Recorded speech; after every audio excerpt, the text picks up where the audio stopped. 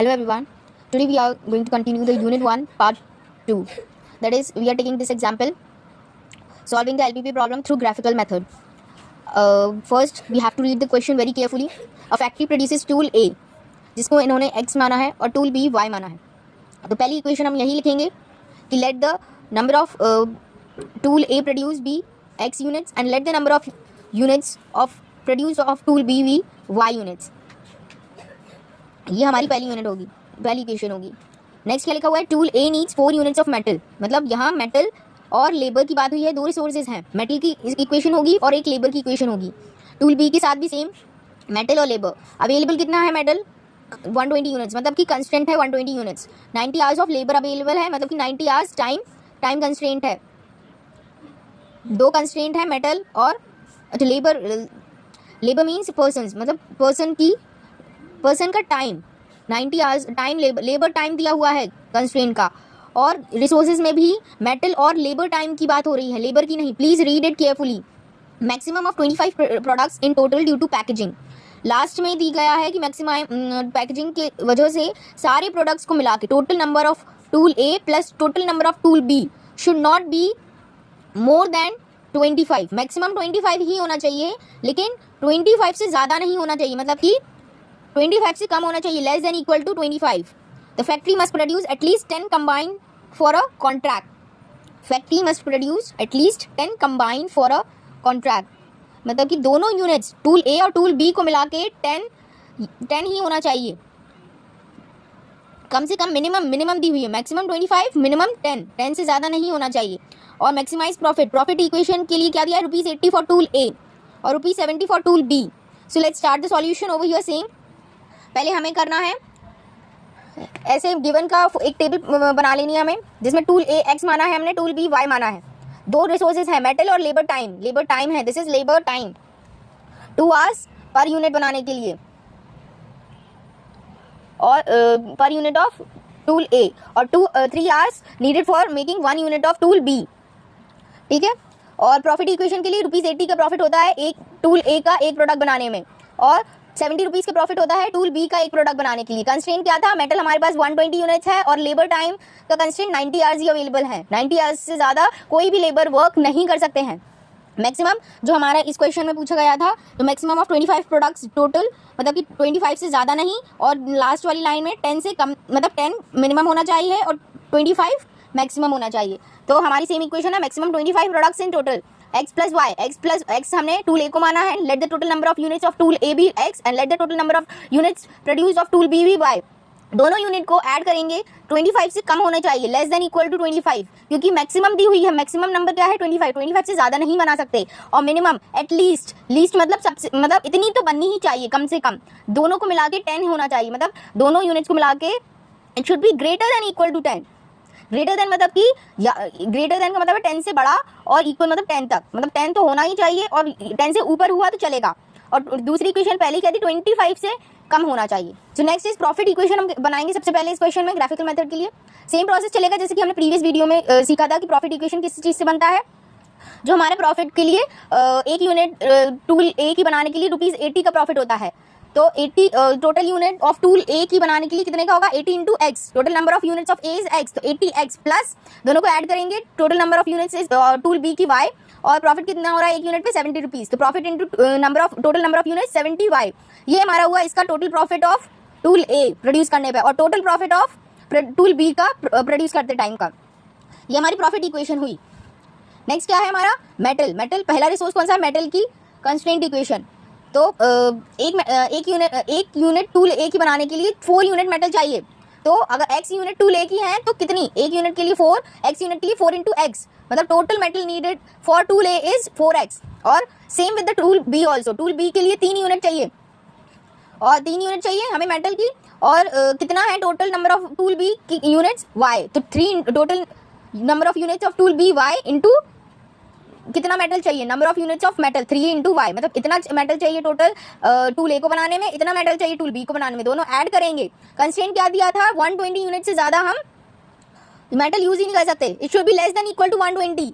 ये हमारी हुई मेटल कंस्ट्रेंट की इक्वेशन. इसको ध्यान में रखते हुए हमें एक ऐसा इक्वेशन बनानी है जो ऑप्टिमल सॉल्यूशन प्रोड्यूस कर सके.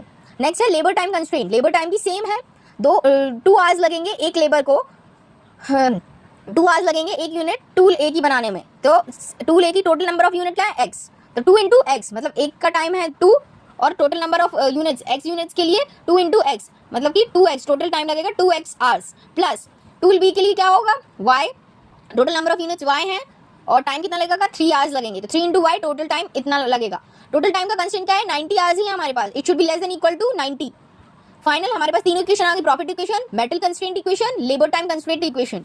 उसके बाद क्या होगा, इन दोनों इक्वेशन जो रिसोर्स इक्वेशंस हैं, उन रिसोर्स इक्वेशंस को, रिसोर्स इक्वेशन और जो लास्ट की मैक्सिमम और मिनिमम ये वाली इक्वेशन दी है, ये चारों इक्वेशंस हम यहाँ राइट डाउन करेंगे। इन इक्वेशन को ग्राफिकल मेथड में कन्वर्ट करने से पहले हमें इनकी इनइक्वालिटी साइन हटानी होगी, मतलब कि इक्वालिटी साइन लगाना होगा। अभी ये इनइक्वालिटी साइन में है, इनइक्वालिटी मतलब कि इनमें ग्रेटर देन लेस देन है, बिल्कुल कोई भी कंफर्म नहीं, कुछ भी ज़्यादा हो सकता है, कुछ भी कम हो सकता है। तो इसे हम इनइक्वालिटी को कन्वर्ट करके इक्वालिटी कर लेंगे। सेम है 4x + 3y इक्वल टू 120, मान लिया हमने 120 ही है। 2x + 3y equal to 90, greater less than equal to हटा दिया है, सिर्फ इक्वल टू रहेगा सभी में। x + y equal to 25 and x + y equal to 10, ये इक्वेशन हमने नोट डाउन कर लिया, इनइक्वालिटी को कन्वर्ट करके इक्वालिटी में कर लिया है। अब ग्राफिकल मेथड सेज कि हमें पहले ग्राफ बनाना है। ग्राफ कैसे बनाएंगे आप, एक horizontal y axis, vertical x axis, point out कर लेंगे 0, अकॉर्डिंग टू यू स्केलिंग कर लेंगे उसके अकॉर्डिंग। तो पहले हम पॉइंट्स फाइंड आउट कर लेते हैं। पॉइंट्स कैसे फाइंड आउट करेंगे, पहली इक्वेशन के x और y पता करना है हमें। तो सपोज हमने यहाँ x, y लिया, x को 0 माना। जब हम x को 0 मानते हैं तो x को 0 यहाँ पुट भी कर देंगे इस इक्वेशन में, तो हमें y की वैल्यू निकल जाएगी 4 into 0 plus 3 into y equal 120, 4 0 0 plus 3 into y, तो y equal to 120 divided by 3 that is 40, तो y की वैल्यू आ गई 40। Please calculate it with your calculator और you can practise it. Same with the x की, जब हमने y की वैल्यू निकाली, x की वैल्यू 0 रखकर, तो सेम होगा, y की वैल्यू 0 रखकर x की वैल्यू निकालेंगे। y की वैल्यू हमने 0 रखी, 4x सेम रहेगा, प्लस 3 इंटू 0 इक्वल 120, 3 0 से 0 होगा, 4x यहाँ, x यहीं रहेगा, 4 यहाँ इस साइड चला जाएगा, तो मल्टीप्लाई से डिवाइड हो जाएगा, 120 डिवाइडेड बाय 4 दैट इज 30, 3 4 से 12, 4 और 0 का 0। Same with the second equation, x की वैल्यू 0, y की वैल्यू निकल जाएगी कैलकुलेट करके। सेम विद y की वैल्यू 0, x की वैल्यू कैलकुलेट करके आ जाएगी। Same with third equation, x + y 25 है, x अगर 0 है तो y 25 और y 0 है तो x 25, इसमें कोई कैलकुलेशन करने की जरूरत नहीं है। Same with the fourth equation, x + y 10, x अगर 0 है तो y 10 होगा और y अगर 0 है तो x 10 होगा। ये सारे पॉइंट आउट्स, अब हमने सारे कोऑर्डिनेट्स, हर इक्वेशन के दोनों कोऑर्डिनेट्स पता कर लिए हैं। और जब हमें पता है ग्राफिकल मेथड हम इसलिए यूज करते हैं कि x और y किसी भी दो कोऑर्डिनेट्स की वैल्यू पता कर सकें। So let's come to the graph now. Graph की स्केलिंग हमने की बेस होती है इन कोऑर्डिनेट्स के बेसिस पे, जैसे 0 30 40, 0 30 45 25 10 10। तो इससे आप समझ सकते हैं कि ये सारे कोऑर्डिनेट्स अगर हमें पॉइंट आउट करने हैं ग्राफ पर तो किस स्केलिंग पे कर सकते हैं। 5 की पे ज़्यादा इजीली हो जाएगा, 10 के पे भी हो सकता है, बट हम 5 के पे करना चाहेंगे, इससे कि हमारा जो लाइन्स हो क्रिएट वो बिल्कुल स्पेसिंग की अकॉर्डिंग हो। तो 5 10 15 25 30 35 40 45 50 सेम कर लेंगे, 5 10 ऊपर दोनों साइड इक्वल होना चाहिए। पहला कोऑर्डिनेट हमारा क्या कहता है 0,40, तो 0 should be at the x axis, x, y है, 0 should be at the x axis और y should be at the 40 should be at the y axis. तो 0 x एक्सिस पे 0, मतलब इस लाइन पे 0 यहाँ मार्क किया और 40 ये रहा, तो ये है 0,40, ये है 0,40, ये है हमारा पहला point. Okay, same with the second 30,0, 30 मतलब x एक्सिस पे 30 होना चाहिए, y एक्सिस पे 0 होना चाहिए, y एक्सिस का 0 यहीं है और x एक्सिस का 30 यहाँ है, तो हम लिख देंगे इसे 30,0, ये हमारा सेकेंड कोऑर्डिनेट है। Got it. Now next equation का कोऑर्डिनेट क्या है, x, y 0,30, 0 x पर है, तो मतलब कि इस लाइन पर ये x एक्सिस है, this is the x axis, this is the y axis. तो x एक्सिस पे 0 है, y एक्सिस पे 30 है, इट मीन्स y एक्सिस पे ये रहा 0,30, ये हमारा तीसरा कोऑर्डिनेट है। और हाँ, हम यहाँ दिस वन यहाँ एक डॉट लगा लेंगे, जैसे कि हम जब लाइन ज्वाइन करें तो प्रॉब्लम ना हो। और जो फर्स्ट और सेकंड कोऑर्डिनेट था हमारा, फर्स्ट ये है, सो जो हमारा फर्स्ट और सेकंड कोऑर्डिनेट है, फर्स्ट और सेकंड, क्योंकि ये दोनों कोऑर्डिनेट्स हमारे फर्स्ट इक्वेशन के हैं, तो इस लाइन, इस पॉइंट को इस पॉइंट से ज्वाइन कर देंगे तो एक लाइन क्रिएट हो जाएगी। Same with the third point, जब हमने सेकंड इक्वेशन का ये थर्ड निकाल लिया है, ऐसे ही सेकंड इक्वेशन का ये फोर्थ कोऑर्डिनेट निकालेंगे 45,0। सो 45 कहाँ पर है, 45 एक्स एक्सिस पे है, वाई एक्सिस का 0 है, 45,0। तो ये हमारा फोर्थ है, तो थर्ड और फोर्थ कोऑर्डिनेट को ज्वाइन कर देंगे, दिस इज थर्ड। ये सेकंड इक्वेशन है हमारी, सेकंड इक्वेशन क्या है हमारी, 2x + 3y, ऐसे हम नोट डाउन भी कर सकते हैं, 90 मिस करना ही है हमें। और जो ये ऊपर से आई हुई है लाइन, ये वाली फर्स्ट इक्वेशन है 4x + 3y = 120, ठीक है। तो ये वाली फर्स्ट इक्वेशन है, ये वाली सेकंड इक्वेशन है। Let's come to third equation, x + y 25, ये थर्ड इक्वेशन है हमारी। ये हमारी फर्स्ट है, ये हमारी फर्स्ट इक्वेशन है, ये हमारी सेकंड इक्वेशन है, ये हमारी थर्ड इक्वेशन है, और ये हमारी फोर्थ इक्वेशन है। ओके, थर्ड का 0,25 मतलब 0 एक्स एक्सिस पे होना चाहिए, और 25 ये रहा 0 25 और 25 0 25 0 एक्स पे 0, ये है एक्स पे 0 होना चाहिए, वाई पे 25, तो 0 25 ये हुआ, और ये होगा 25 0, एक्स पे 25 वाई पे 0। ओके, एक्स पे 25 है, वाई पे 0 है, तो दिस इज। और ये वाली हम फोर्थ और फिफ्थ को ज्वाइन कर देंगे इन दोनों को। ये हमारी कौन सी इक्वेशन हुई, थर्ड इक्वेशन, x + y = 25। ऐसे ही लास्ट इक्वेशन हम कर लेंगे, x + y = 10। तो ये है x 10 0 0 10, और ये है 0,0।